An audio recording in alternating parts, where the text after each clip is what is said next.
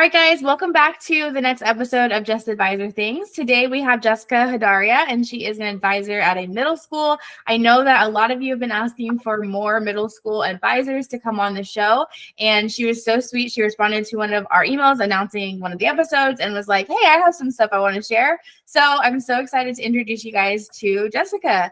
Thank you so much for joining us. How are you doing today? I'm doing great. Thanks for having me. Yes, nice to meet you.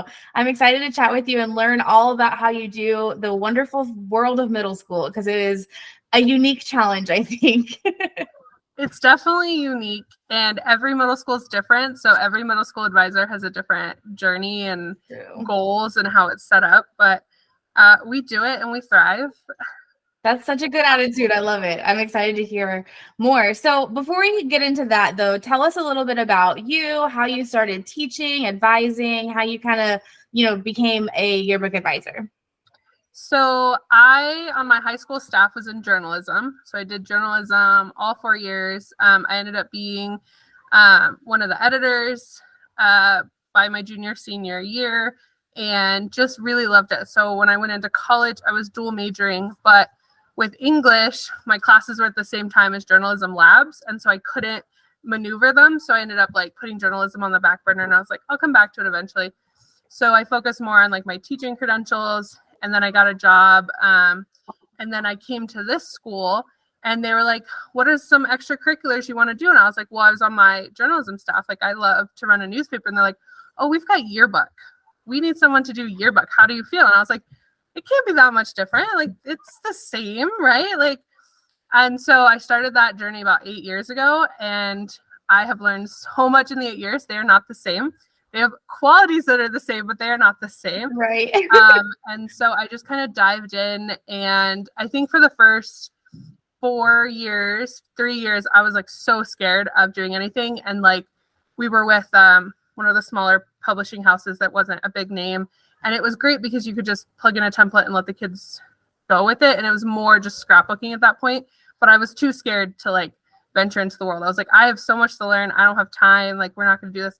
And I finally just submitted a book for critique and was like, let's just see what they're saying.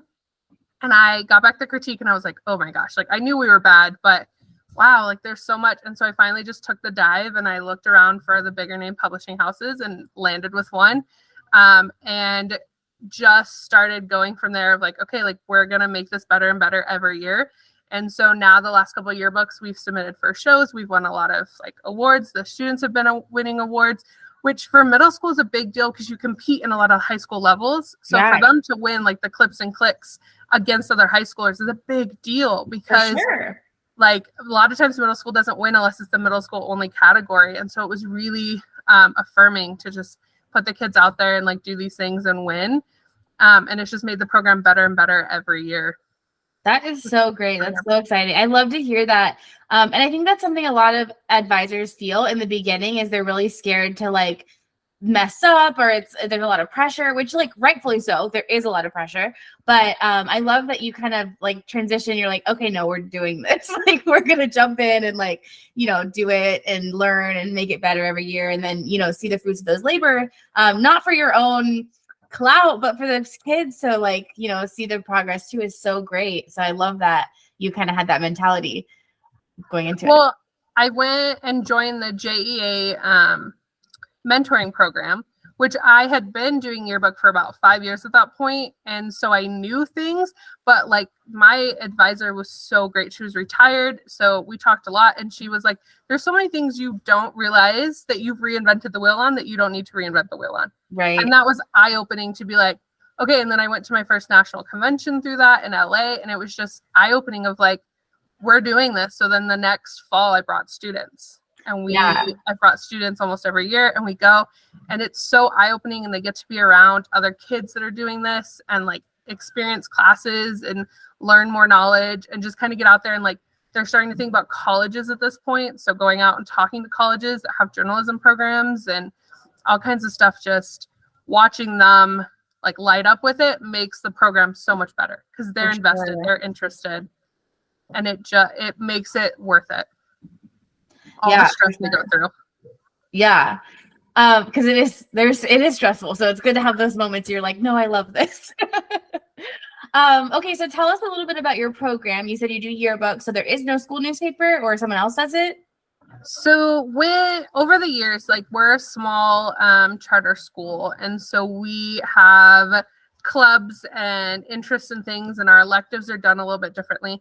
So I have a yearbook elective that's 8th grade only. So I get the kids every year, brand new. I have to teach them, and we have to do it at the same time. So it's trial by fire. They're thrown in there. And over the years, we've been able to I just added a journalism class this year for 7th graders. We had a club a couple years. They did a newspaper a couple years, but then kids lost interest and they weren't invested in it. So then when I finally got the journalism elective, trying to get that restarted with them has been a little bit of a challenge because they just see it as like, oh, well, I'm going to be in yearbook next year. So I, this year, have been focusing on just training them the skills. So I don't have to spend so much time in 8th grade teaching them how to do it. Like they already know how to take photos. They already know how to interview. They already know how to write. So we can just work on the design, which takes so much time, and learning design is a whole new language. And middle schoolers have no understanding of it because they don't have classes. They don't have anything. They're not designing anything. So that takes so much time. And that's where you're getting in and doing the yearbook and submitting pages is with design. They could have the interviews and the photos, but manipulating it on the page is multiple revisions and multiple things that they really struggle with. So I'm hoping to get a newspaper running, but right now I'm like, just to be able to teach them the skills before they come into 8th grade is so huge. Oh, yeah. I'm so excited for next year because last year we had a staff of 9 and doing a 144-page book with a staff of 9, 50 minutes a day was really, really hard. We missed a lot of deadlines and we're so happy it even got out. But by the end of it, I was having midnight chats with my co-advisor, just trying to get things finished. Like, okay, we got to go edit this page. We got to get stuff submitted. And it was very nightmarish. So coming in to being able to have students be able to do things ahead of time will just like, the dream. The dream. Well, so that's a really common experience, I think, for middle school. Even a lot of like private schools or charter schools or small schools is they don't have a prereq class. So I love that you've added that. I think that is the dream. Like, I think that's the goal for most programs to grow to a point where there's enough interest to have a 2-year or multiple year program. But can you talk a little bit about how you did it? Like, do you have a boot camp in the beginning of the year? Like, what do you recommend for a school that doesn't have that prereq yet and managing it, surviving it, getting that book done? So I actually found the organized advisor at a convention last year and I started diving in. So this summer Great website. Just kidding. Yeah, it is. It's amazing. You don't know what you don't know. And I didn't even think about a boot camp. So what I had done before this summer, where we had our first boot camp, is I would put them through an 8-week intensive. 1 week is like learning photography. 1 week is learning interviewing. 1 week is learning the different types of writing. 1 week is like, well, we would break things down, like headline writing is different. So we'd look at headlines and do a week of headlines. Then we would spend an entire 2 weeks finding our theme and answering questions and kind of developing our story. At the same time, that 8 weeks, we have to document back to school. We have to document things that are happening. So they're doing it and learning it at the exact same time. And that was very stressful for 8 weeks. I would lose a lot of students because there's you have to take notes. Like, you have to take the notes and then go out and do it. And they're like, but there's no homework. There's no assignment. And I'm like, your assignment is to learn how to interview and then go out and do interviews. There isn't a homework. And so it's a different type of learning and the kids kind of struggle. And I was just finding that it was challenging to condense everything down into 8 weeks. So I started a club, but club mainly was we're a 5 through 8 school. So a lot of the students are 5th and 6th graders that are interested. And so I teach them photography. So some of my students, when they come into 8th grade, if they stayed with club, they've got photography down and they know how to compose a good photo. They know how to use our cameras. So that's really great because you can't make up photos. You can't go back and recreate photos. You can go back and ask interviews. They're not the greatest, but at least you can go back and redo it. You can't redo photos. So that is where I would spend a lot of time with middle schoolers, is through club and through that 8 weeks of we can get this down. Design can come later. And then we would spend the rest of October, November, December in design. We're putting it on a page. We're playing with it. We're finding inspiration. And I've learned over the years that templates, finding their vibe and their theme through inspiration, and then I go in and I create a template or I find a template, and then they can run from there. And they change it. Like they almost run away with it. But if they don't have something to start on the page, they stare at a blank screen. And the first 5 years, it was Rorschach. They didn't understand a spread. They didn't understand harmony. And even trying to get them to cross the barrier, they couldn't see the spread.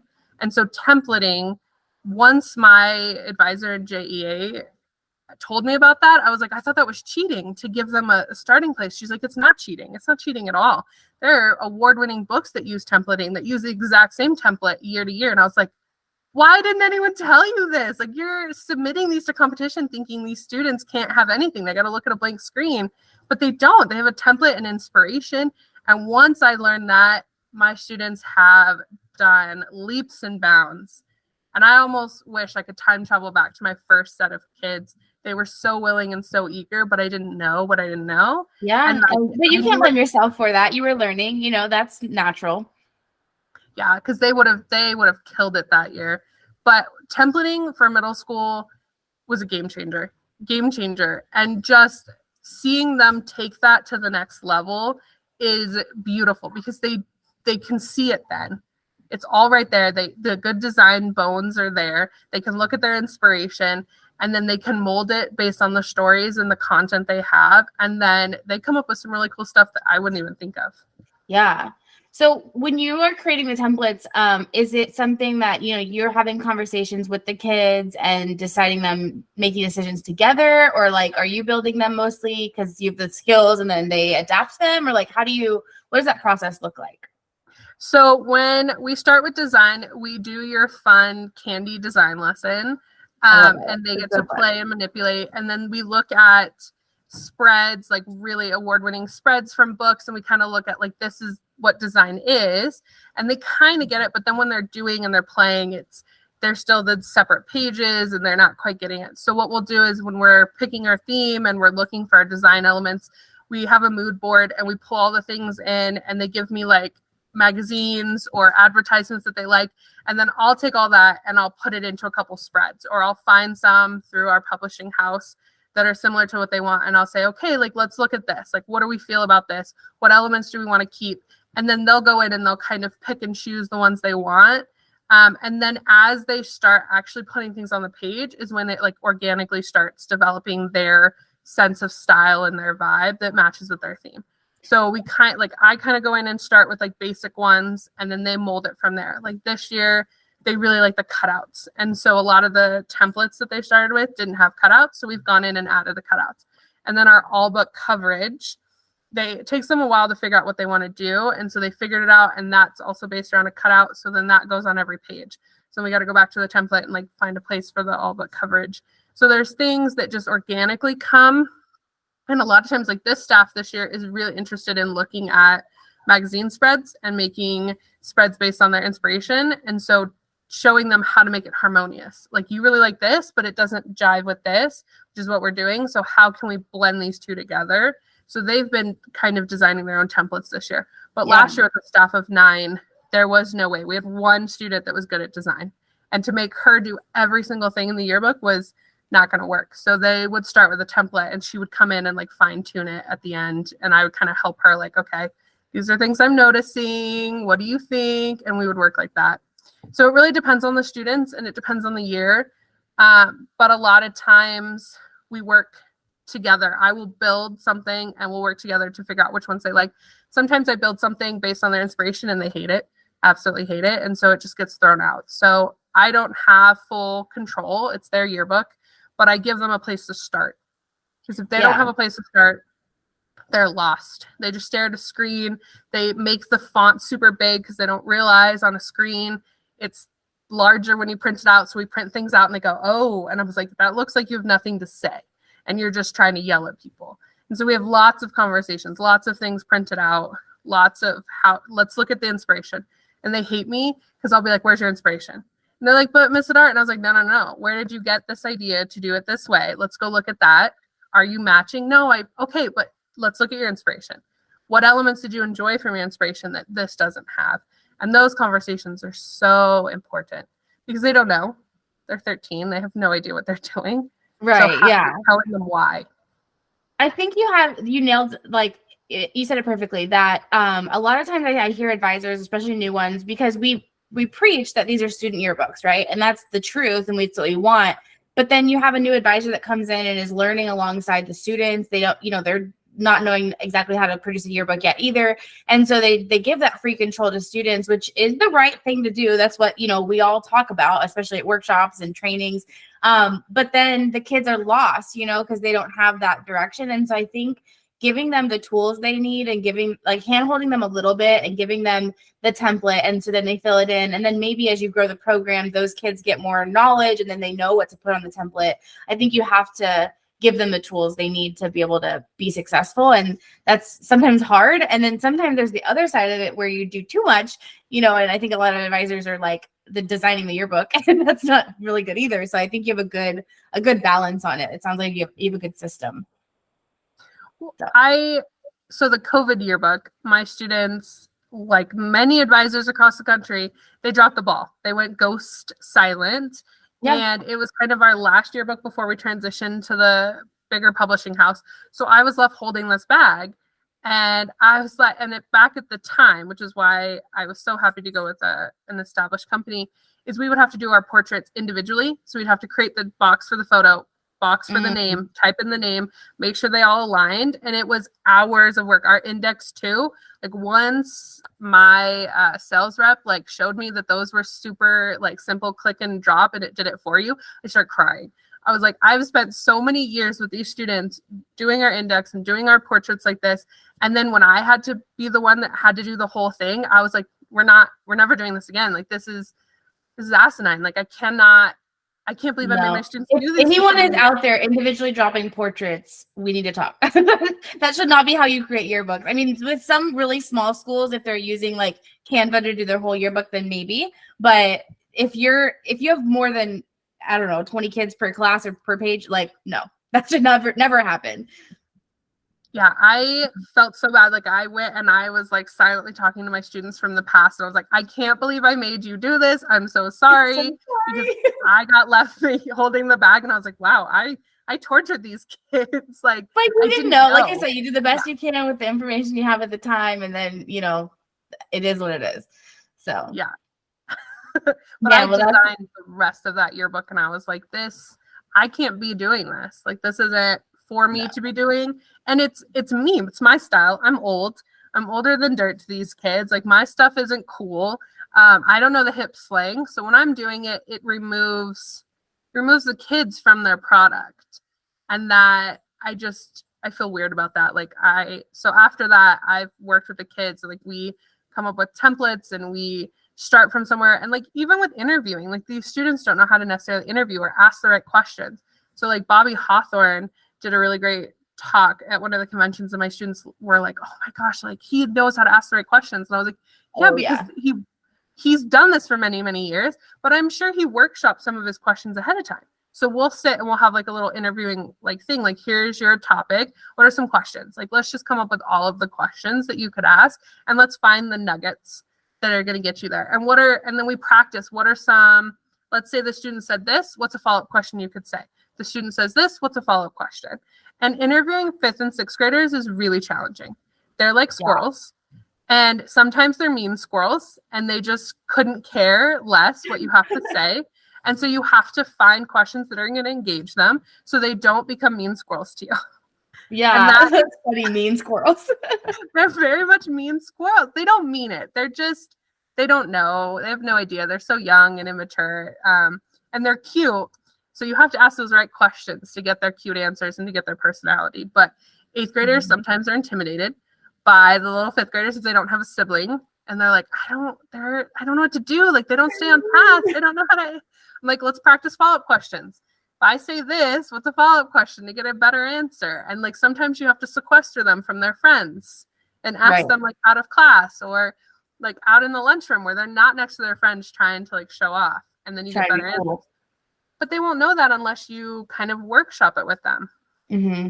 And I think I've that's had really fun with good. that. Like, do you do like role playing where you, like you said, you ask a question, they ask follow-up questions, like getting that practice? Like, I used to have my students go and interview like someone they know really well, like their brother, their mom, and then someone they don't know really well, which in the beginning of the year, teachers, like their other teachers work out really well. And then they have to go interview a stranger. And usually like getting them to practice a little bit helps, because that's scary for anybody to learn how to interview a stranger.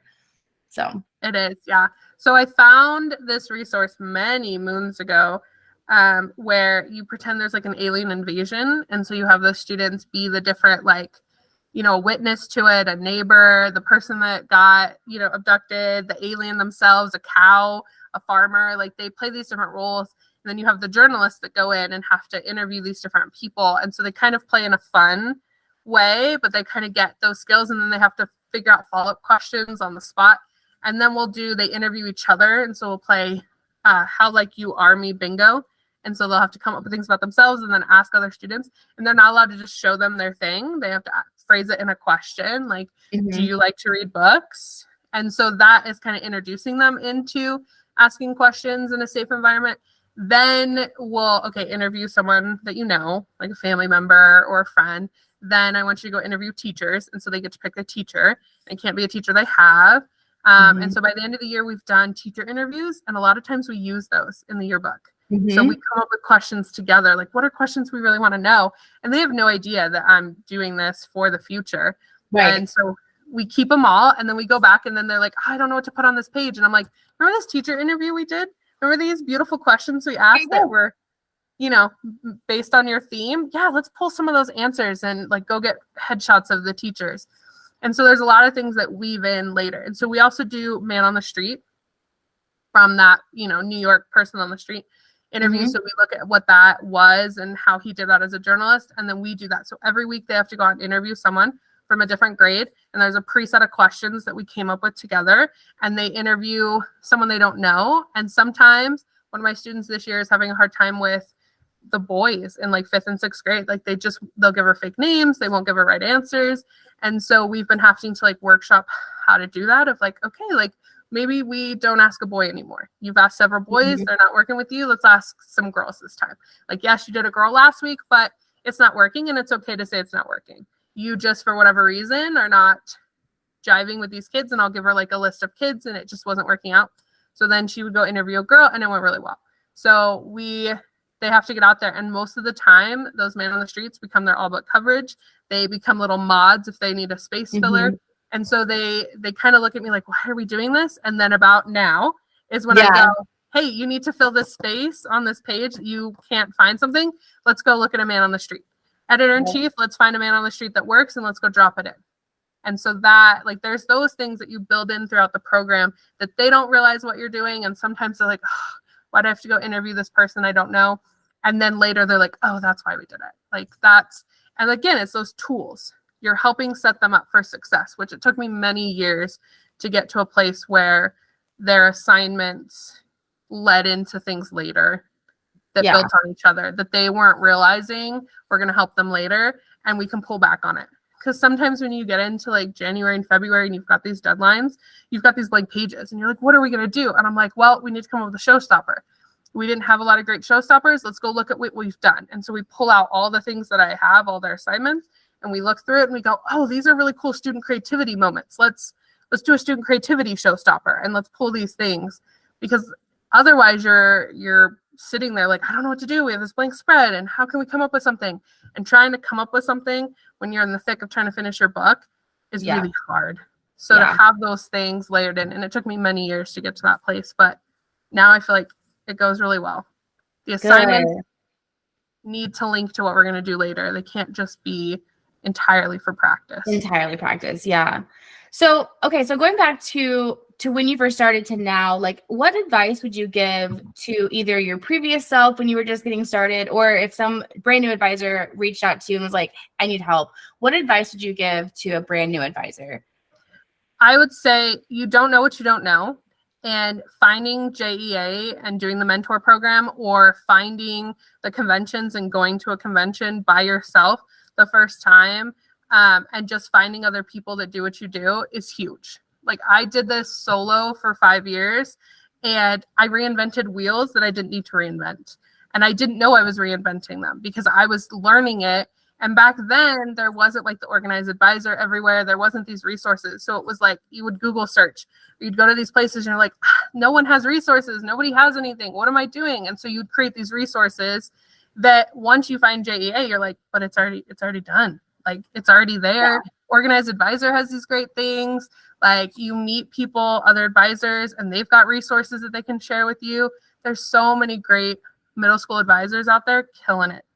And they know and they understand what you're doing. And there's high school advisors out there that are killing it, that know what they're doing. And you have to find your people. And it's hard.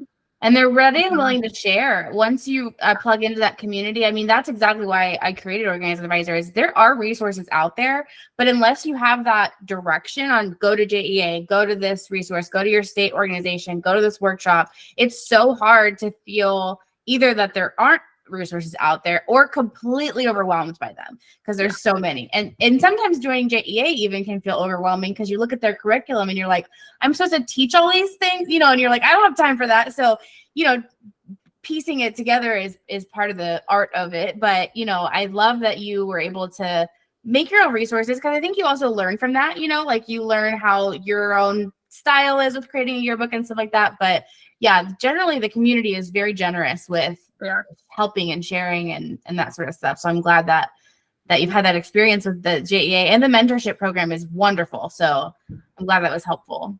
And even as someone who has been doing it for 5 years, like they say like, oh, you're, a couple year advisor.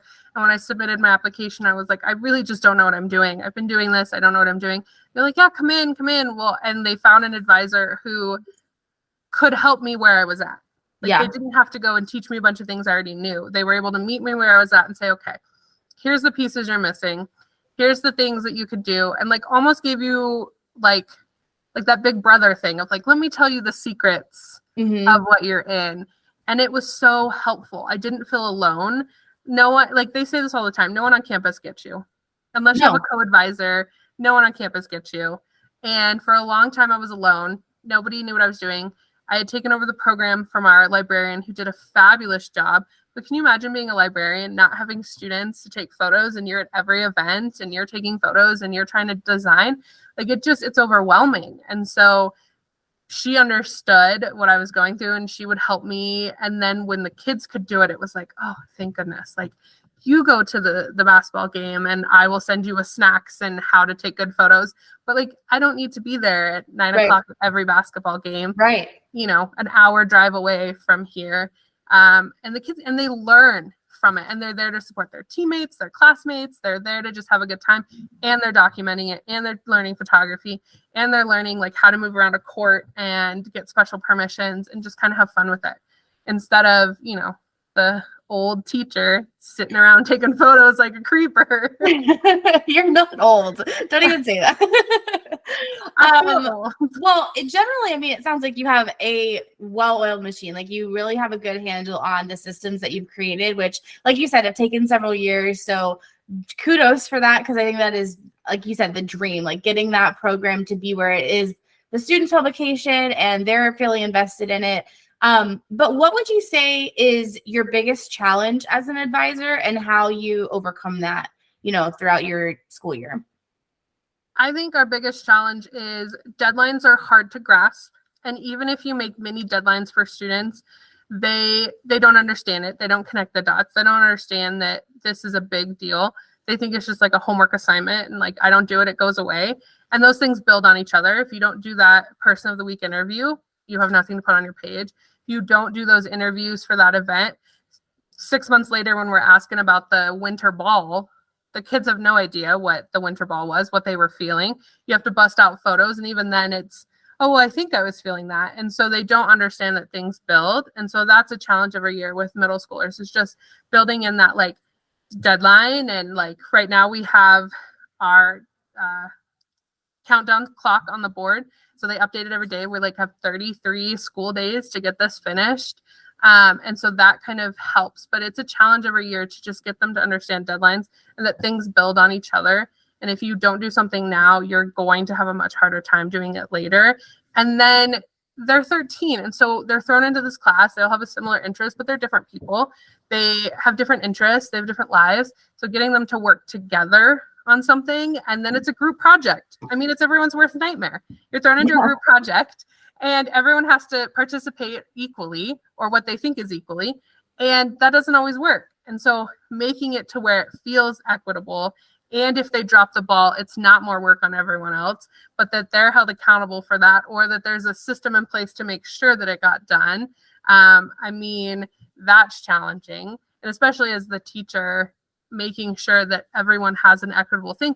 So I've got some students that cannot design at all. Like, it's overwhelming. They look at it and they're like, even with a template, they have no idea what they're doing, and they drop things in and they're like, that. And so, but they're really great at interviewing. So it's finding that, okay, they can't design this page, but they can go do 16 interviews to help support this page and that page and that page. And it took me a long time, because for a lot of years, they're like, give everyone a job and everyone has a job, or don't give everyone a job, have them learn everything and they do everything. And it didn't work for the system. So it was learning what they were good at and then making it equitable amongst everyone else. And then if the designers, like last year, we had one that was good at design. Okay, here's a template. You're going to drop things into the template, and then the designer will come in and help you, but she can't do all 144 pages. It's unrealistic. She, like, this is the template that we've all agreed on, that we've workshopped. You're going to drop things in, you're going to put your content there, and then she'll come and sit with you and make sure it looks cohesive with everything else. And she'll do some of the showstopper spreads that were just absolutely gorgeous. And we'll make sure it's consistent. But if I had just said she's the designer and she had to do it all, she would be overworked and overwhelmed, and it just wouldn't work. So it's finding, and every year it's different. Every group of kids is different. So that's a challenge of just figuring out how to make it equitable. And so they feel that everyone's doing something, and that some kids aren't getting away with running around the school or going to basketball events when they don't get to. Right. Yeah. And again, I think you're just speaking to like creating those systems. Like, you have those repeatable, scalable things in place that you do over and over again, that's what makes it easier to produce content. So I think that's such good advice. Okay, well, wrapping up, I just have one more question, and it's kind of going back to what you mentioned in the very beginning, but traveling with students in general is terrifying. When I first started teaching, I was 23, I want to say, and the thought of taking other people's kids out of the state on an airplane just terrified me. Eventually worked it out, made lots of mistakes, but middle school, I can't even imagine. So what advice do you have for traveling to workshops with middle schoolers? And, I think obviously workshops are absolutely worth it, but I'm sure it's stressful planning it. So like, can you speak to also it being worth it to travel and get those kids to conventions? So my first 2 conventions, I kind of went on my own, and I was like, I'm never going to bring kids. Like, this is overwhelming. Like, I'm running around. And at that time, I was going for my own professional development. So that's the difference. Because when you travel with kids, you're not going for your own professional development. You will maybe we'll take a class or 2, but you have to be there to just manage the children and supervise the children. And if you're giving, like, I know some advisors will give sessions, and I've talked to them about it, and they're like, if I give a session, this is the only session that I'm going to do. And maybe I'll take one more, but I have to make sure I'm around for the other kids. And I judge at a lot of them. So that's my commitment, is I'm going to go and I'm going to judge because I enjoy judging. And so I know that those blocks of time, I have to have someone that else is like in charge. Like, if I know I'm going to be judging this until 10 o'clock at night, I have my, co-teacher that's with me, that she's in charge fully of these children. So there's a great advisor. He's super, super great with middle school students. And he was like, bring kids to the next one. Do it. Don't do anything. Just plan to bring the kids. You won't regret it. And I was like, but no other middle school. He's like, I bring my middle schoolers. They're here. They're running around. This other advisor brings his. Like, bring your middle schoolers. And so I trusted him, and I was like, let's do this. And so at the time, we're in Nevada. They had the San Francisco one. And knowing that San Francisco is kind of a hot mess right now, I was like, we can't do San Francisco in the spring, even though it's a drive. Like, there's too much going on in San Francisco, unfortunately. So we decided to go to the one in St. Louis. So planning the airplane, planning all of that is hard. And I had a co-advisor at the time, so she helped me. We found things. But again, like, I planned ahead of time. These are the times that I'm judging. When I'm doing the photography judging, this is what I'm going to be doing, the late night judging. So we planned other activities for the students to be at and had the other advisor in charge. So that way they were doing something. But then outside of that, I didn't go to classes as much. I didn't do other things. I was there to be there for the children because they're lost. It's big. It's overwhelming. Can you imagine us going to a convention as an adult? We get overstimulated. Yeah. So having like a home base of like, this is where we're going to sit. I will be here the whole time, or my co-advisor will be here, or the parent chaperones will be here. You come here. If a session's full and your backup is full and you don't have anywhere else to go, we'll come here. We'll problem solve. You'll either sit here for that session or something, and then we'll send them off. And it's really, really beneficial ahead of time. The minute you see the schedule, you have your kids go in and like blindly go through every hour. What do you want to do? Even if like you're going to plan lunch, you're going to plan other activities, have them pick a plan and then have them back up. Okay, this is where your session is. If it's full, what's around it that you could take? So we spend many hours doing that. And then they have a plan. So they have it on their phone, they have it on the app, or they have it on paper. They know where to go, how to go. And then we always get in a day early and we go around the convention center and we go, okay, this is where most of your classes are. This is where home base is going to be. And we walk them around so they feel like they know what they're getting into and they're not just blindly running around. And this year in Boston, it was in between a mall and another one, the hotel. So we had to go back and forth. So I showed the kids, like, this is where you're going to go. This is where other sessions are. Let's go on the elevator you're going to use. The elevator's full. Here's the stairs you're going to use. And just really preparing them for what's coming. And you just have to, as the advisor, know you're not there for yourself. You're there for the kids' sessions. You can do a couple things.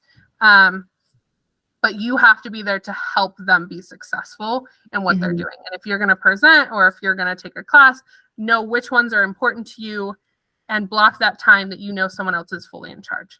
And then always making sure the kids are checking in so you know where they are, especially with middle schoolers. We haven't had any issues where they weren't where they should be, but I always make sure that they have to take a selfie and then they have to text me one note from the session. And then last year they had a bingo in Boston where they had to get an advisor to sign at the end of the session. So they all came and they got like a treat for getting their bingo because they all got the advisors to sign. But having those accountability pieces in so it doesn't allow them to mess around because they're with high school students, middle schoolers with high school students, and no one is really there to mess around, but they're students. Things are going to happen. So having those accountability things built in and then make it fun. I always make sure that we go do sightseeing, always. And so in Boston, we did the Freedom Trail tour and we walked around. We did the Graveyard and Ghost tour. We had fun. We went up and like walked around some of the touristy sites. We walked around the mall. We did the like 360 of Boston. When we were in St. Louis, we did the Arch. We went down to the sculpture park, like build in those moments of fun. Not every minute needs to be in the convention. Not every minute needs to be like learn. Like most of these students probably have not been on an airplane before. Most of them probably haven't been out of the state. Some of your lucky ones have and are well-traveled, but some of them didn't even know how to pack for an airplane. So we had to bring in a suitcase and show like, this is what you should pack in a carry-on and this is how you pack it. And just teaching those life skills because at the end of the day, they're getting something more than just they went to a convention. They're getting life experience. They're getting that they went out of the state. There is enrichment there. It's like a field trip. There's enrichment. It makes it worth it. Even if like I have a couple of students the last couple of years that go to the convention and then they end up dropping out of yearbook, they still learn something valuable from that. For sure. And the yearbook skills or journalism skills are so transferable to so many other industries. So it doesn't even matter if they don't become a journalist or anything in media. Like it's so useful. And like you said, those life skills, like even just being away from their parents overnight sometimes is a new thing. So it's so like, it's cool to see them grow in that way and stretch and like kind of struggle through it and then be okay. And then I was also going to say like, so kind of going back though, have you had any issues with like admin supporting that? Like you taking kids to national conventions and stuff? No, so my admin, because we're charter, we're a little bit more spoiled in that we get to make decisions.